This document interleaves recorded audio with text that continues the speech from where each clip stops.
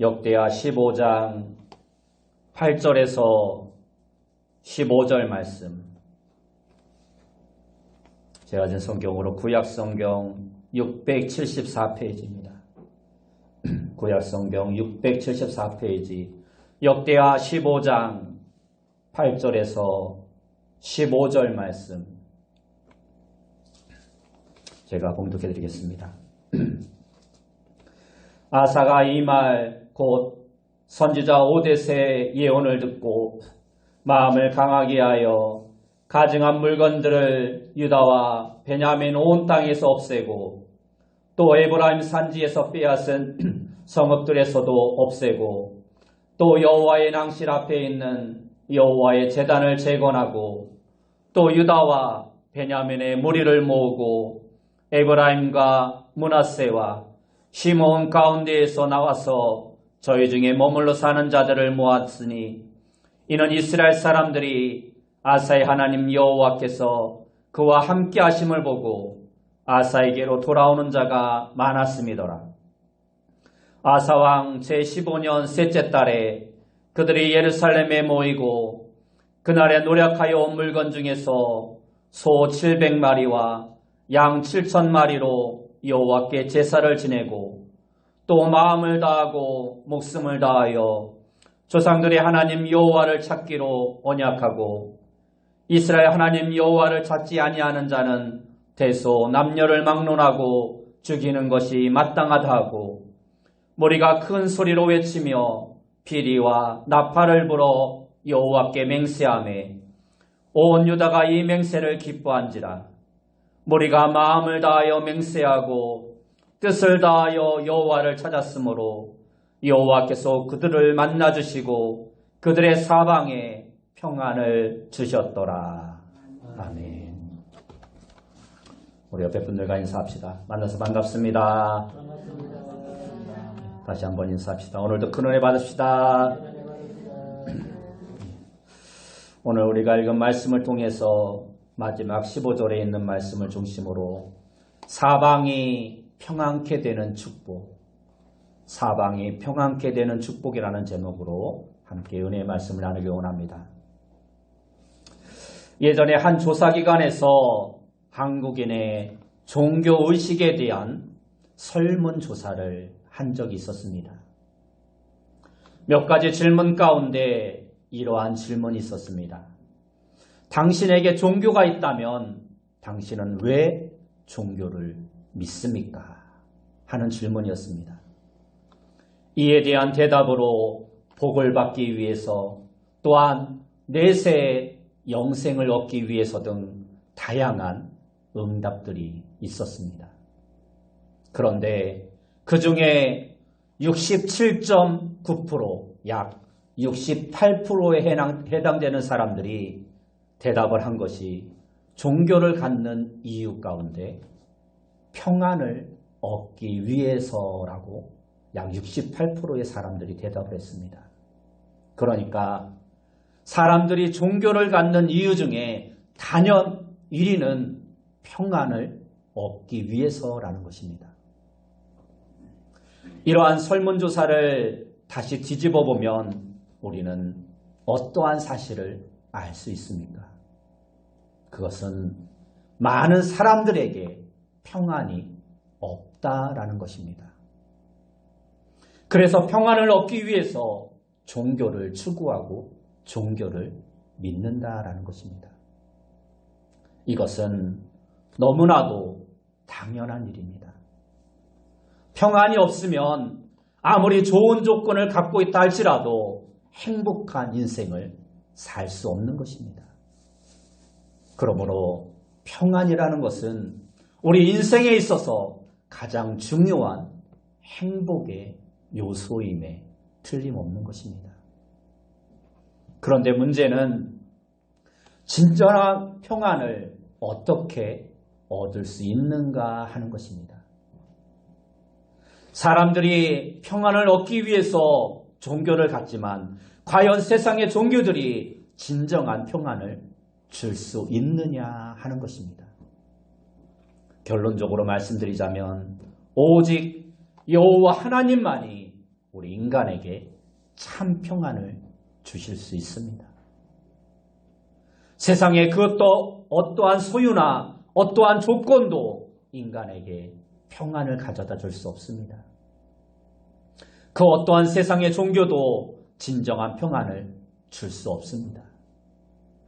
단지 유사한 평안을 잠깐 제공해 줄 수는 있습니다.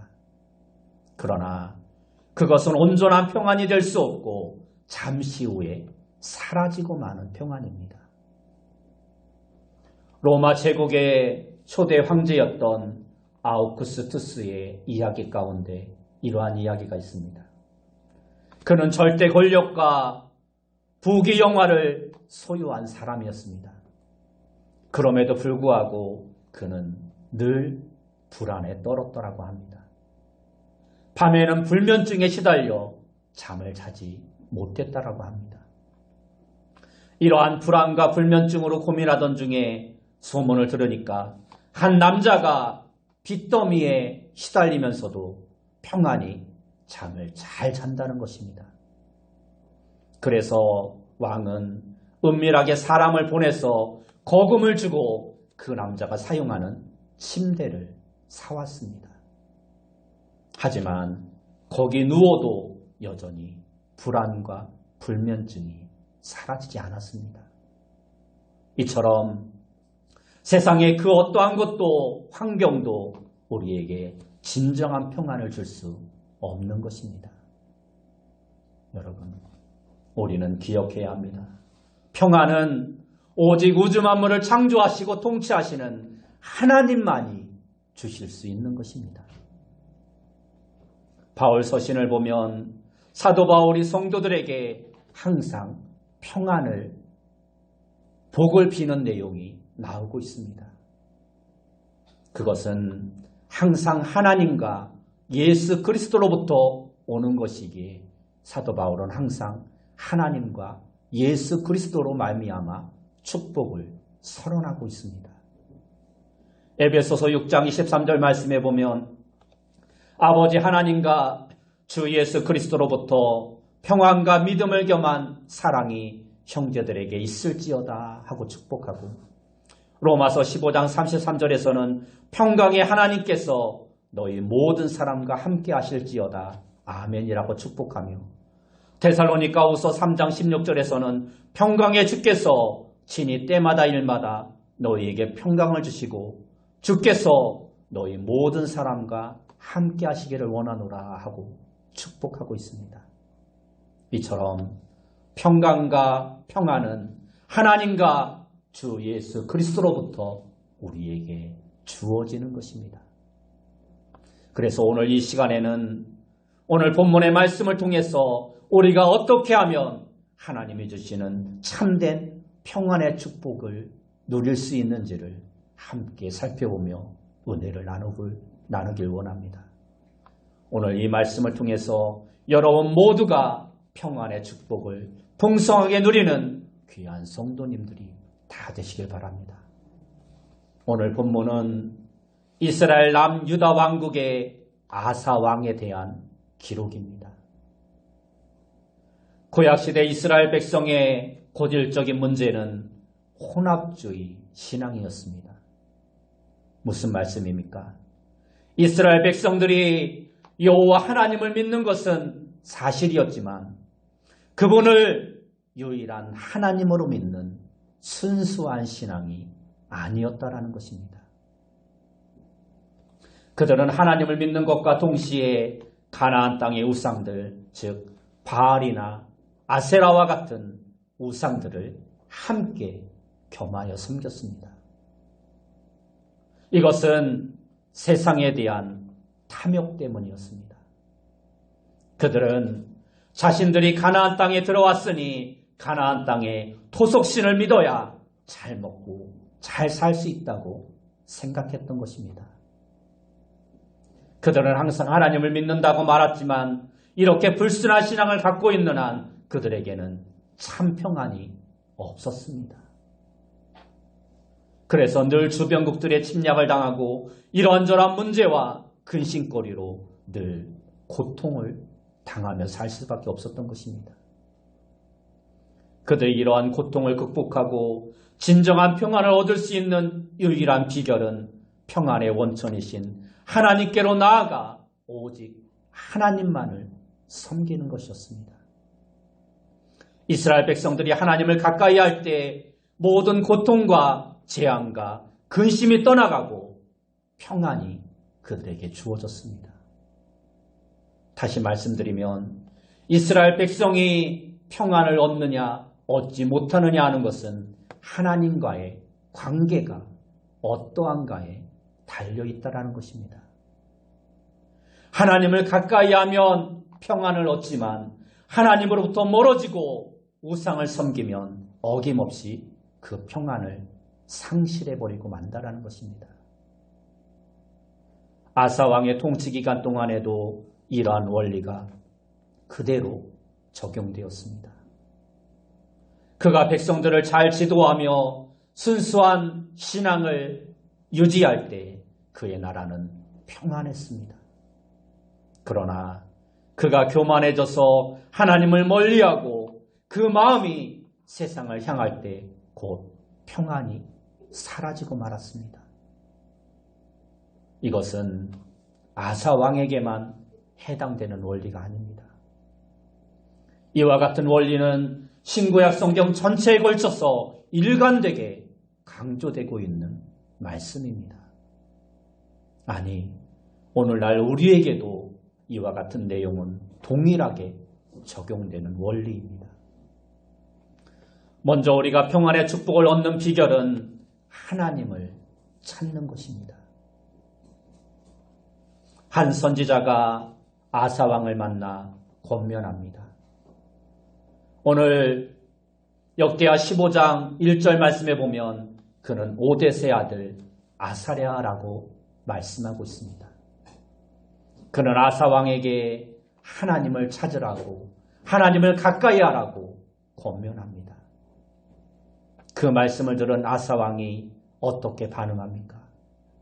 오늘 본문 8절을 보면 아사가 이 말 곧 선지자 오뎃의 예언을 듣고 마음을 강하게 하여 가증한 물건들을 유다와 베냐민 온 땅에서 없애고 또 에브라임 산지에서 빼앗은 성읍들에서도 없애고 또 여호와의 낭실 앞에 있는 여호와의 제단을 재건하고 라고 말씀하고 있습니다. 아사 왕은 선지자의 말씀을 듣고 용기를 내어 종교 개혁을 단행합니다. 10절 말씀을 보면 예루살렘의 백성을 모으고 성회를 개최합니다. 그리고 11절을 보면 전쟁터에서 얻은 전리품으로 감사의 제사를 드립니다. 그리고 12절에서는 하나님을 찾기로 맹세합니다. 그 맹세가 얼마나 결연했던지 13절을 보면 하나님을 찾지 않는 사람들은 아예 죽여버리겠다고 공언을 합니다. 이렇게 맹세하며 하나님을 찾자 이스라엘에게 어떠한 축복이 주어집니까? 15절 말씀을 보면 온 유다가 이 맹세를 기뻐한지라 무리가 마음을 다하여 맹세하고 뜻을 다하여 여호와를 찾았으므로 여호와께서도 그들을 만나주시고 그들의 사방에 평안을 주셨더라 하고 말씀하고 있습니다. 하나님을 가까이 하자 사방이 평안케 되는 축복을 받았던 것입니다. 이와 같이 하나님을 찾으면 우리도 사방이 평안케 되는 축복을 받게 되는 것입니다. 이것이 영적인 원리요, 이것이 축복의 원리인 것입니다. 이러한 원리는 역대하 14장 1절에서 5절 말씀에서도 우리가 확인할 수 있습니다. 그 내용을 보면 아비야가 그의 조상들과 함께 누움에 다윗성에 장사되고 그의 아들 아사가 대신하여 왕이 되니 그의 시대에 그의 땅이 10년 동안 평안하니라. 아사가 그의 하나님 여호와 보시기에 선과 정의를 행하며 이방 제단과 산당을 없애고 주상을 깨뜨리며 아세라상을 짓고 유다 사람들에게 명하여 그 조상들의 하나님 여호와를 찾게 하며 그의 율법과 명령을 행하게 하고 또 유다 모든 성읍에서 산당과 태양상을 없애매 그 나라가 그 앞에서 평안함을 누리니라 하고 말씀합니다. 아사 왕과 백성들이 하나님을 찾은 그 10년 동안에는 이스라엘 땅에 평안이 있었다라는 것입니다. 그런데 안타깝게도 아사 왕이 말년에 실수를 합니다. 그 시대는 이스라엘이 남북으로 분열되어 있었던 시대였는데 그는 북이스라엘 왕국을 제압하기 위해 이방의 아람 왕 베나닷과 동맹을 맺습니다. 이것은 하나님 대신 인간의 힘을 의지한 불신앙적인 행위였습니다. 이렇게 하나님을 멀리하는 아사를 선지자를 통해서 책망하자 역대하 16장 10절 말씀에 보면 그는 오히려 선지자를 감옥에 잡아 가두며 그를 핍박합니다. 이전에는 선지자의 말씀을 듣고 종교개혁을 단행했던 그가 교만하여져서 이제는 선지자의 말조차 듣지 않게 되었던 것입니다.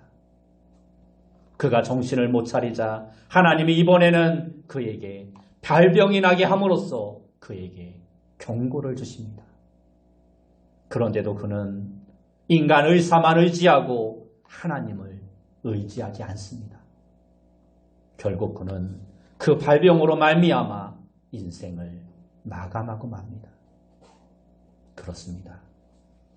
평안의 비결, 형통의 비결은 하나님을 찾고 하나님께 가까이 나아가는 것입니다. 그리고 하나님 말을 굳게 의지하는 것입니다. 시편에서 다윗은 시편 73편 27절과 28절 말씀에 보면 무릇 주를 멀리하는 자는 망하리니 음녀같이 주를 떠난 자를 주께서 다 멸하셨나이다.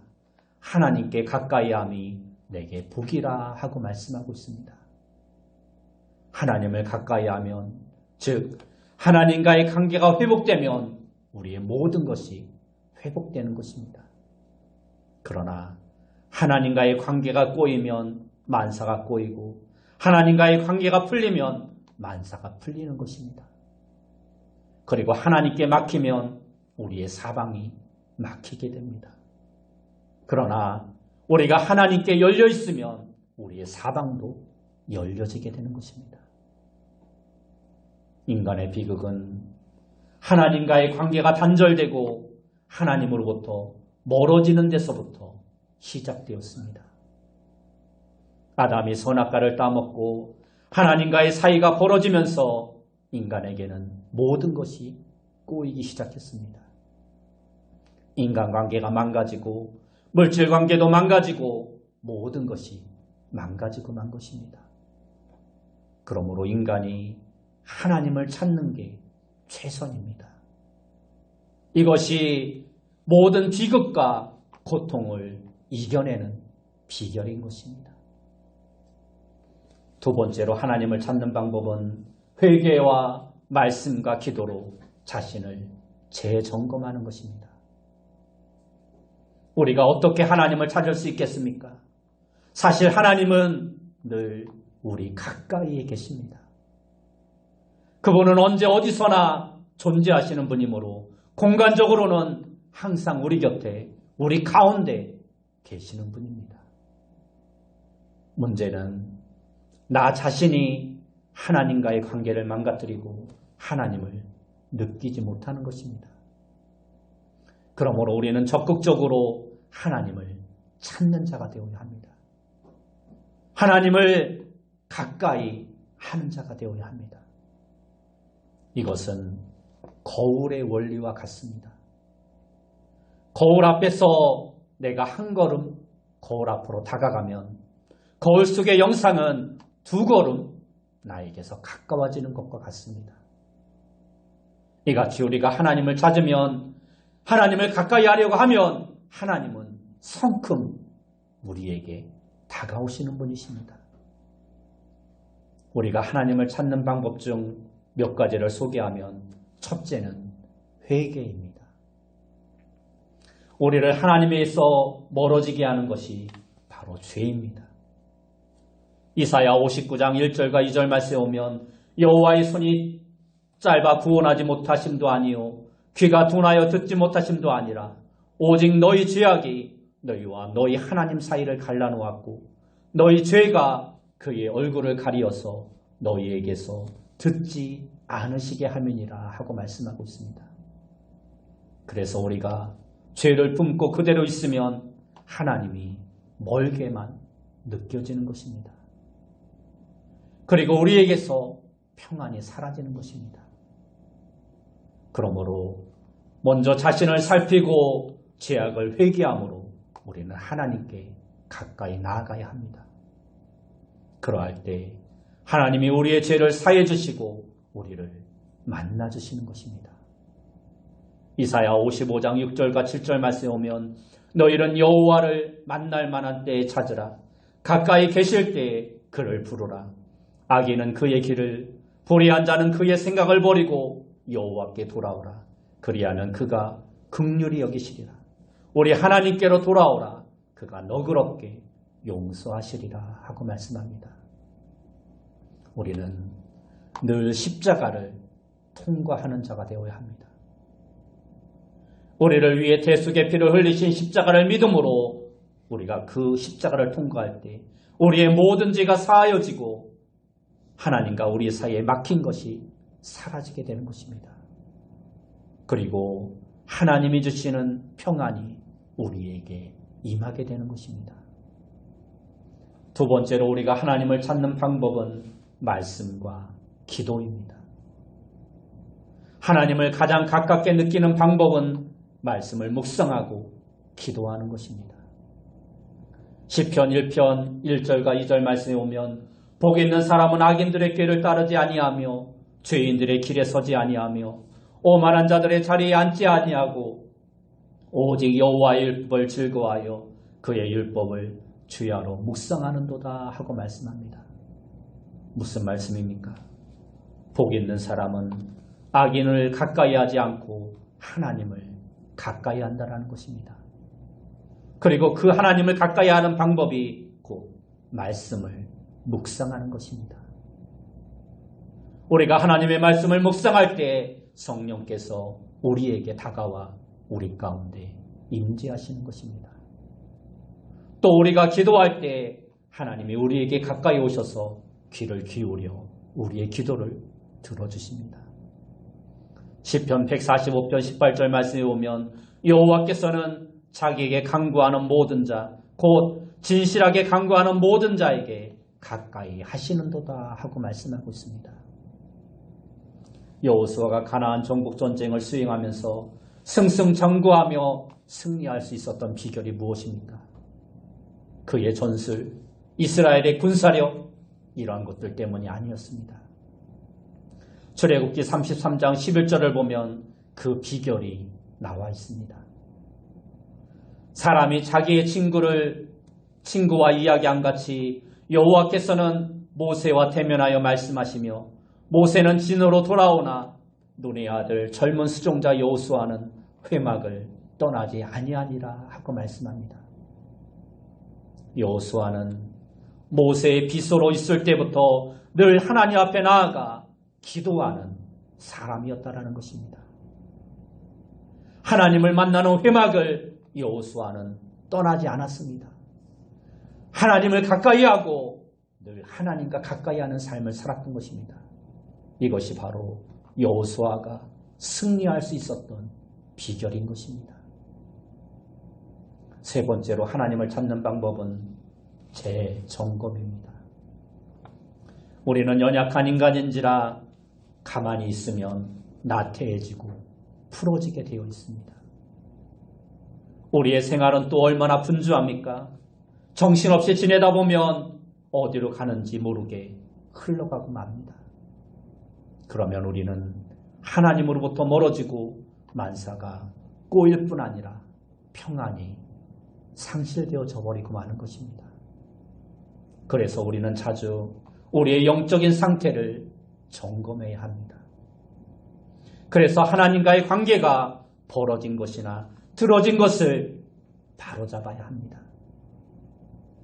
마치 악기를 무턱대고 연주하는 것이 아니라 연주 때마다 미리 조율을 하는 것처럼, 자동차를 그냥 타는 것이 아니라 수시로 정비하는 것처럼 우리의 영적인 삶에 있어서도 날마다 재정비가 필요하다는 것입니다.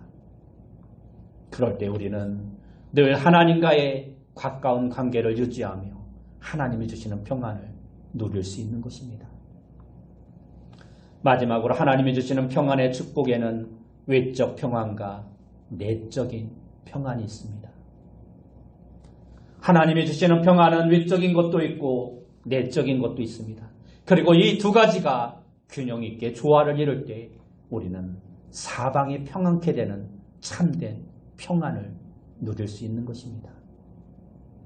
먼저 외적인 평안은 형통이란 말로 대신할 수 있습니다. 아사 왕이 하나님을 찾을 때 이스라엘은 10년 동안 태평성대를 누렸습니다. 이처럼 우리가 하나님을 찾으면 하나님이 우리 앞에 거칠 것이 없도록 형통케 해주십니다. 이것이 외적인 평안입니다. 시편 119편 165절을 보면 주의 법을 사랑하는 자에게는 큰 평안이 있으니 그들에게 장애물이 없으리이다 하고 말씀하고 있습니다. 주의 법, 하나님의 말씀을 사랑하며 하나님을 찾는 사람에게는 장애물이 없다라는 것입니다.